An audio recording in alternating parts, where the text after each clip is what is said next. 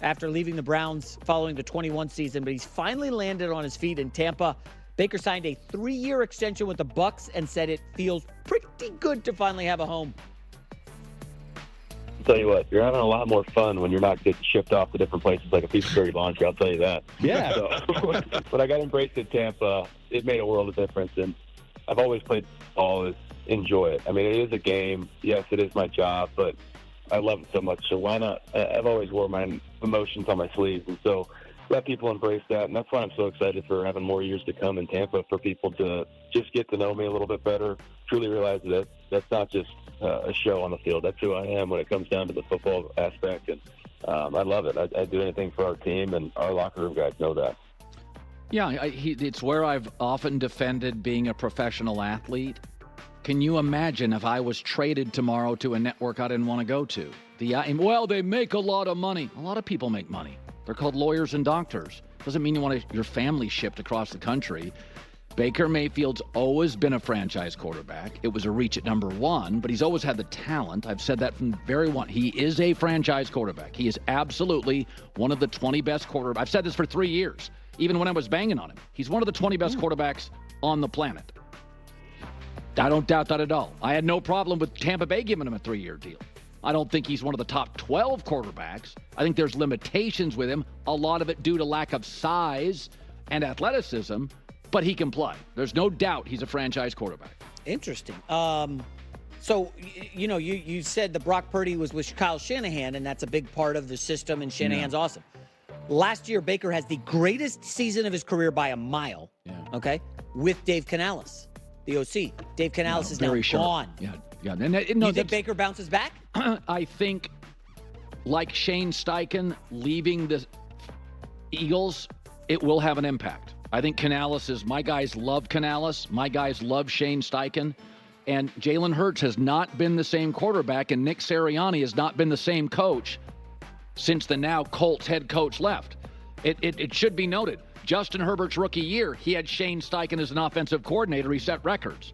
So I do think offensive coordinators leaving it may not have an impact for Brady or a Manning in their prime, but it does have an impact. Listen, C.J. Stroud did very, very well. It helped that he had a smart head coach and a very sharp OC. So you say Baker's a franchise quarterback, but if you look at his history from 2018, this season just could have been an outlier, Colin. Maybe he's not that good. Well, he just had one good season with Mike Evans and Godwin and Canales. In the better conference, he won a playoff game. In the AFC, he won a playoff game in a tough division. Yeah, and he throws a good ball. Oh, that game over Pittsburgh. Yeah, that's right. Yeah. So, I mean, I don't think it's... Roethlisberger was just vomiting. Sean McVay, I've said this about Sam Darnold. Shanahan liked him, and Kevin O'Connell liked him. Sean McVay's like, give me Baker Mayfield. I'll take him. So who has a better year, Baker Mayfield or, I don't know, Bryce Young?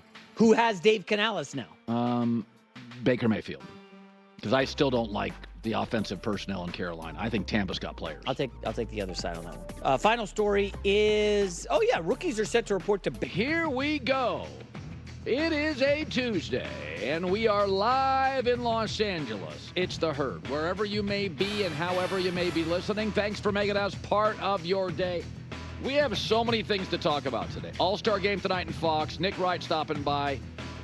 There are so many good topics today. Here we are in July, middle of July, and this is usually the slowest sports week of the year.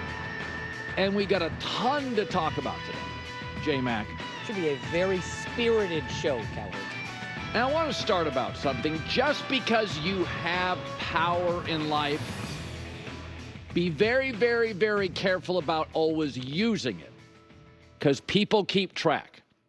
We'll start the show talking about the misuse of power, not the abuse of power. I don't think it rises to abuse, but it's arguably misuse.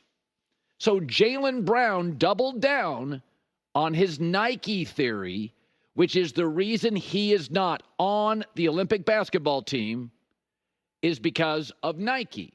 I think he's right. It should be noted, he's the best player in the league, not on the team. He's not a Nike guy. Kyrie Irving's the second best player in the league, not on the team. he got dropped by Nike in 2022. I don't think it's a coincidence. Nike right now has a leadership issue, and I was in Beaverton, Oregon this weekend going to the zoo, not Nike, in Portland. They butchered the Major League Baseball jerseys. It's as bad a gaffe as I've ever seen in my life on jerseys by a sports apparel company. And Nike usually gets it right. Their stock is down 33% in 6 months. Phil Knight is now 86. He's a visionary and a brilliant man, but he acknowledges he is all in on Oregon football, winning them a natty in the NIL. And now they have the Olympic mess. It feels like there's a leadership issue as Phil Knight ages. This happens all the time in corporate America. There has always been this very tricky dance by Nike and sports apparel companies. You want to use the velvet hammer, not the sledgehammer. You have massive power in college and professional sports. You don't want to abuse it. And I don't think this rises to abuse of power. It's the Olympics. It gets political. It was political, MJ and Isaiah Thomas. But it does feel like an overstep, an overreach by Nike. Jaylen Brown not being on the team is ridiculous. It's absolutely ridiculous. The finals of the MVP of the finals and the Eastern Conference Finals. He's a tremendous basketball player. Nike, a misuse of power. The second misuse of power we have seen this week, LeBron James and Clutch Sports. They engineered Bronny getting drafted with the number 55 pick. Now, it was a terrible draft, and anybody drafted there was going to be a G leaguer at best. But Bronny offensively doesn't even look like a G leaguer. It's been embarrassing. He's 0 for 14 on threes. He was bad again last night. Now, I do think athletically he can be a defender in this league. Maybe. But he would not have been drafted if not for LeBron James and Clutch Sports. In a good draft, can't draft him. This team, the Lakers, can't really waste draft picks. But they do need on-ball defenders. They're old in spots, expensive in others. He's cheap and can defend. That I don't deny. But in both the case of Nike and the case of LeBron James, they had power. Power can corrupt. Men tend to flex. Anytime they have power, they use it, misuse it, or abuse it. This classifies as misusing it. And this is the classic dad, the classic parent trying to muscle his kid to get a job that he didn't really earn and kind of getting in the way the natural flow of life. Usurping somebody, getting power, jamming a kid in. You know how many times I've been asked, hey, can you get my son, my daughter a job at blankety blank blank? And my answer is always, I can get him an internship maybe. I can't get him a job. They're not qualified. It hurts. It's painful. It's the truth. So both Nike, Clutch Sports, and LeBron had leverage. And in my opinion, this is the downside to it.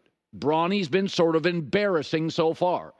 Now, the Lakers are in a position where the new coach, J.J. Redick, now has to go to the microphone and tap dance to make sure he says all the right things about Bronny. He's a development player. That's how we're looking at Bronny. He's certainly going to spend time with the Lakers. He will spend time as well in the G League. We're going to develop his shot. We'll develop his ball skills. He's already got a great feel. He has a really good instinctive nature on the defensive end. Okay, that's a good way of saying he can't shoot. Be careful when you accumulate power, how you use it. Just because you have it, sometimes it's best to let the natural flow of business work. Just let things play out as they would without your power. So I have joked, kind of, sort of, not really, that I do think if I didn't do this for the living, the broadcasting thing, and I would have spent the last 30 years trying to be an NFL executive, not broadcasting, I just started going toward the NFL, I think I'd be a pretty good executive. I know I would not have drafted Jamarcus Russell, Johnny Manziel, Daniel Jones, Zach Wilson, Tim Tebow in the first round. I would have drafted Sam Darnold, though, and he may still have some.